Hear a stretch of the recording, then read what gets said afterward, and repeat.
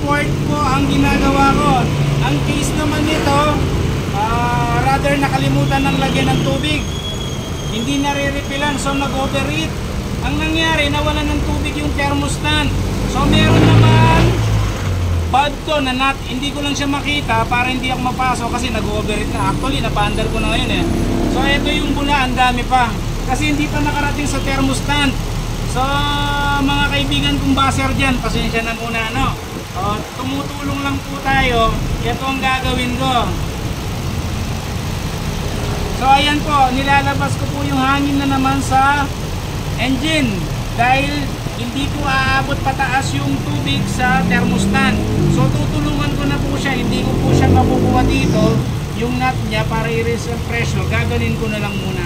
So ito ang mas mabilis na paraan, hindi pa kayo mahihirapan, nasa taas lang. Ito umiikot na po siya. Oh. So effective po ito. Maniwala po kayo at sa hindi, effective po ito. Salamat po sa panonood. Good afternoon.